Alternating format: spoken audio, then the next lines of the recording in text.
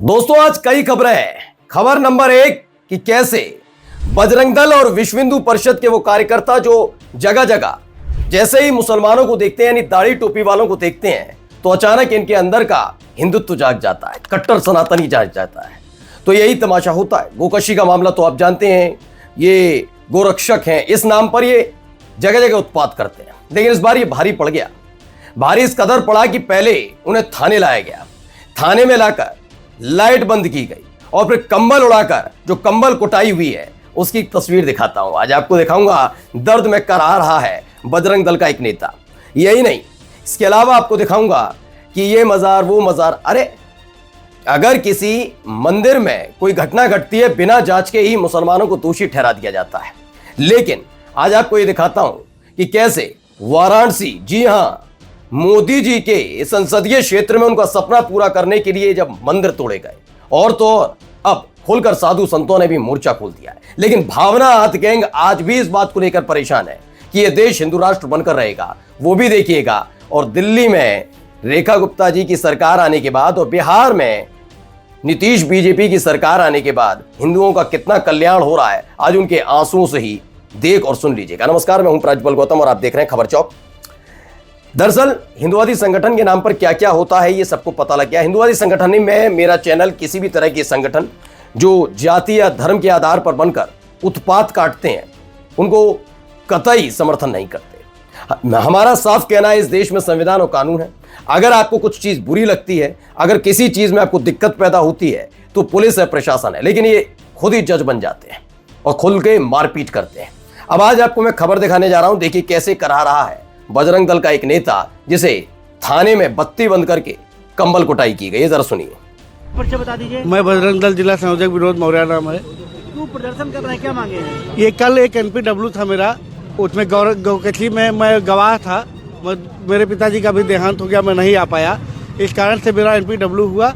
और NPW में रात 12:30 बजे ये पुलिस, ये क्या नाम है, करहिया चौकीपुरी और सलवन पूरे लोग गए और ये लोग हमारा दरवाज़ा पीटे। दरवाज़ा खोलने के बाद मुझे मारा गया, मेरी पत्नी को गाली दिया गया कि जल्दी उसे बुलाओ नहीं मार दिया जाएगा। उसके बाद हमको घसीटते हुए गाड़ी के अंदर लाया गया और थप्पड़ों में मारा गया। उसके बाद सलवन कोतवाली ले गए। सलवन कोतवाली में मुझे रात में लाइट बंद किया, वो ऊपर में रजाई डाली और कम से कम 4-5 लोग हमको लात और मुक्के से मारे। कोतवाल साहब गाली दे रहे थे सुबह। तो समझे आप, ये जिला संयोजक हैं बजरंग दल के। प्रदेश कौन सा? उत्तर प्रदेश। जगह रायबरेली। रायबरेली में इनके खिलाफ एक वारंट जारी हुआ था, यानी पूछताछ के लिए बुलाया गया था। क्योंकि आजकल आप तो जानते ही हैं, जब पढ़ेंगे लिखेंगे नहीं, डॉक्टर इंजीनियर बनने की जगह जब आप धर्म का झंडा उठाकर उत्पात काटेंगे, धर्म का झंडा उठाना गलत नहीं है, लेकिन उसके नाम पर धर्म उत्पात काटना गलत है।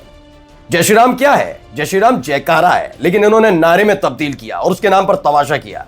उसी के एवज में योगी के राज में बजरंग दल के एक नेता को कंबल कुटाई कर दी। लेकिन मसला यहीं तक नहीं है, आगे देखिए खबर क्या है, जरा यह वीडियो देखिए पहले।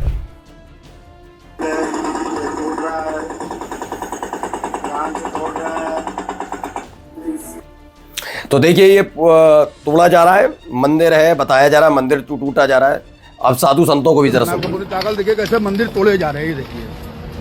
ये देखिए कैसे मंदिरों की स्थिति तोड़ी जा रही है। ये देखिए, ये माँ गंगा का मूर्ति, ये देखिए, ये देखिए कैसे मंदिर तोड़े जा रहे हैं, आप देख सकते हैं, देखते चलिए। ये देखिए कोई भावना हाथ नहीं हो रही होगी, भावना हाथ गैंग गायब। तो हुआ क्या है जरा मैं बता देता हूं। बनारस उत्तर प्रदेश, औरंगजेब को मंदिर तोड़ते किसी ने नहीं देखा होगा, पर बनारस में मंदिर तोड़ते हुए सभी देखने पर दुर्भाग्य है। मंदिर तोड़ने को विकास कहा जा रहा है, यही नाराजगी अलग अलग जगह देखने को मिल रही है।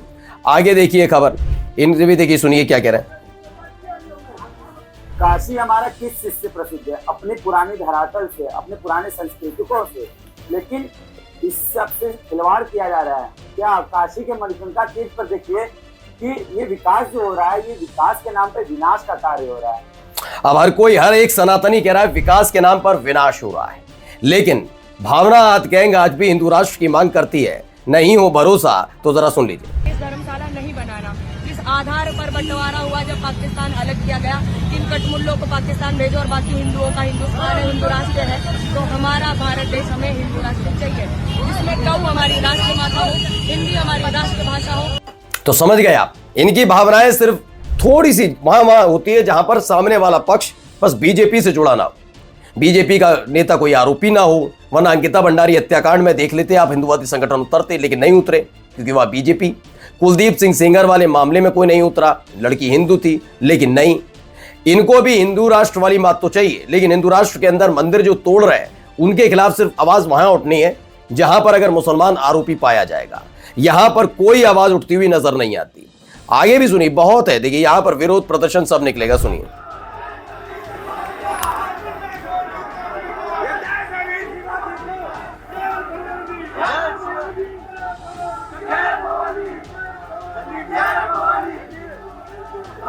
तो जय भवानी के नारे लग रहे हैं सहारनपुर गंगोह में, उत्तर प्रदेश के अंदर। मुल्ला और काजी का देश नहीं, ये देश शिवाजी का है, इस नारे के साथ। वो तो ठीक है, मैं भी कहता हूं बिल्कुल सही तरीके से कि और ये मुल्ला काजी क्या होता है, सबका देश है, लेकिन शिवाजी का भी देश है, ये बात तो सही है, सभी का देश है। संविधान और कानून के ऊपर उठकर इस तरह की रैलियां खुलेआम निकाली जाती हैं, लेकिन एक कार्रवाई देवरिया के अंदर होती है। देवरिया में अब्दुल गनी शाह बाबा की मजार थी, उसे ढहा दिया गया। अब जो भी आरोप लगाए गए, क्या कहा गया, वो तो आप समझ ही गए, लेकिन वहां पर एक हिंदू महिला पहुंचती है। देखिए ये तस्वीर, देखिए रो रही है महिला। इस महिला का कहना था कि यहीं की मन्नत से हुआ था बेटा, और ये वहां सिसकते हुए पहुंची, रोती रही, और उसके बाद इसने वहां की जो मजार कमेटी उसे पैसे भी दिए।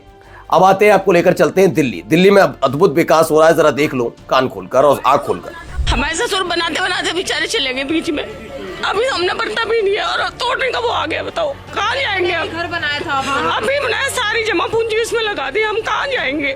मेरी वाइफ हैंडीकैप्ड है, मेरा बेटा हैंडीकैप्ड है, आप सबूत के सामने है, या तो आत्महत्या होगी। तो ये खबर है कि दिल्ली में कुछ इस तरीके से हिंदुओं के घर तोड़े जाए, करीब 200 घरों को बुलडोजर चलाने के लिए मार्क कर दिया गया है।